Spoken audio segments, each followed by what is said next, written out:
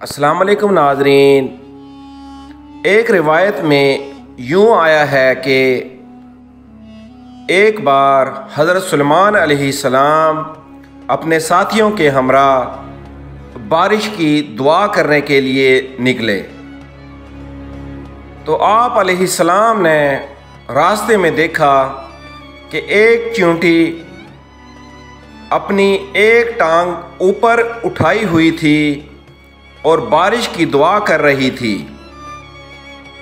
आप अलैहिस्सलाम ने अपने साथियों को पुकार कर कहा कि वापस चलो, तुम पर बारिश बरसा दी गई।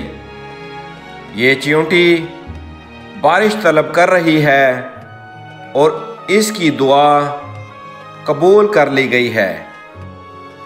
नाज़रीन इकराम, हज़रत अबू हुरैरा रज़ी अल्लाह ताला अन्हु से रिवायत है कि अल्लाह के रसूल सल्लल्लाहु अलैहि वसल्लम ने फरमाया, अंबिया अलैहिस्सलाम में से एक नबी लोगों को लेकर बारिश तलब करने के लिए बाहर निकले। अचानक उन्होंने रास्ते में देखा कि एक चींटी अपनी टांग आसमान की तरफ उठाए हुए है, तो फरमाया कि वापस चलो, चींटी की वजह से तुम्हारी दुआ कबूल कर ली गई है। हज़रत सद्दी कहते हैं कि हज़रत सुलेमान अलैहिस्सलाम के ज़माने में लोग कहत साली में मुब्तला हो गए तो आप अलैहिस्सलाम ने लोगों को बाहर निकलने का हुक्म दिया। लोग बाहर निकले तो देखा कि एक चींटी अपनी टांगों पर खड़ी और अपने हाथों को फैलाए हुए है और कह रही है, ए अल्लाह, हम भी तेरी मखलूक में से एक मखलूक हैं, हमें तेरे फजल से बेपरवाही नहीं, हम तेरे फजल की मोहताज हैं। तो अल्लाह ने उन पर बारिश बरसाई। इसी तरह नाज़रीन कराम, अल्लाह ताला ने सुलेमान अलैहिस्सलाम और हुदहुद का वाक़या बयान फरमाया है।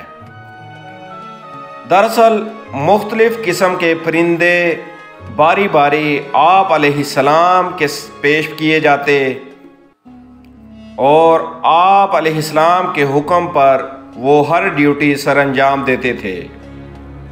जैसा कि बादशाहों के पास मुख्तलिफ़ कामों की सरअंजाम दही के लिए लश्करों के हाज़िरी होने का तरीक़ाकार है। नाज़रीन इकराम, हज़रत इब्न अब्बास रज़ियल्लाहु वग़ैरह के कौल के मुताबिक हुदहुद की ज़िम्मेदारी ये थी कि जब सफ़र के दौरान सहरा में पानी ना होता तो वो ज़मीन के नीचे तह में पानी को देखता, तो उसकी रहनुमाई के मुताबिक लोग ज़मीन खोदकर पानी निकाल लेते। एक दिन जब सुलेमान अलैहिस्सलाम ने उसे अपनी ड्यूटी की जगह पर ना पाया तो फरमाया कि मुझे क्या है कि मैं हुदहुद को नहीं देख रहा हूँ, क्या हुदहुद वाकई यहाँ मौजूद नहीं है या वो मुझे नज़र नहीं आ रहा, मैं उसे सख्त अज़ाब दूँगा। मुफस्सिरीन का इख्तलाफ है कि हज़रत सुलेमान अलैहिस्सलाम ने उसे किस किस्म के अज़ाब देने की धमकी दी थी। बहरहाल उसे सज़ा देना मकसद था, या मैं उसे ज़िबा कर दूँगा या वो मेरे पास वाज़ेह दलील लाए जिससे वो इस अज़ाब और परेशानी से बच पाए। थोड़ी ही देर गुजरी थी कि हुदहुद ने आकर हज़रत सुलेमान अलैहिस्सलाम को कहा कि मुझे ऐसी चीज़ का इल्म हुआ है जिसकी खबर आपको नहीं है, और मैं मुल्क सबा से एक सच्ची खबर लाया हूँ। उसने यमन के इलाकों के एक इलाका सबा के बादशाहों का ज़िक्र करके कहा कि अब वहाँ की हुकूमत एक औरत के पास है, क्योंकि पहले बादशाह की नरीना औलाद नहीं थी तो लोगों ने उसकी बेटी को अपना बादशाह मान लिया।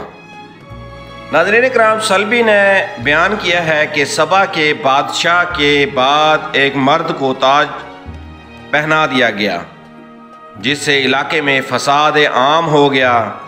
बादशाह की बेटी ने उसकी तरफ निकाह का पैगाम भेजा तो उस आदमी ने उससे शादी कर ली। जब वो उसके पास आ गया तो उसने शराब पिला के नशे की हालत में उसका सर काट कर अपने दरवाजे पर लटका दिया। लोग उसके पास आए और उसको अपनी मलका बना लिया। उस औरत का नाम बिल्कीस था।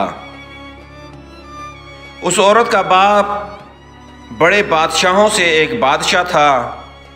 उसने अहले यमन की किसी औरत से निकाह करने से इनकार किया था। कहा जाता है कि उसने जिन्नों की एक औरत से शादी की थी। उसका नाम रेहाना था। उससे एक बच्ची पैदा हुई। उसका नाम तलकमा था और उसे बिल्कीस भी कहा जाता है।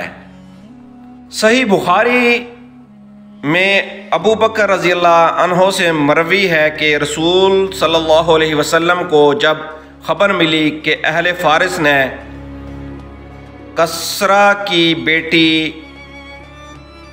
को अपना बादशाह बना लिया है, तो आप सल्लल्लाहु अलैहि वसल्लम ने फरमाया कि वो कौम कभी कामयाब नहीं हो सकती जिसने औरत को अपना बादशाह बना लिया है। तिरमिज़ी और निसाई में भी ये हदीस मज़कूर है और इमाम तिरमिज़ी फरमाते हैं कि ये हदीस हसन सही है। फिर हुदहुद ने बताया कि वो काफिर हैं, अल्लाह के सिवा सूरज की पूजा करते हैं। शैतान ने उन लोगों को गुमराह करके अल्लाह की इबादत से रोक रखा है। हालांकि अल्लाह ही अकेला माबूद है, इसका कोई शरीक नहीं। वो आसमानों और ज़मीन में छुपी चीज़ों को खूब जानता है।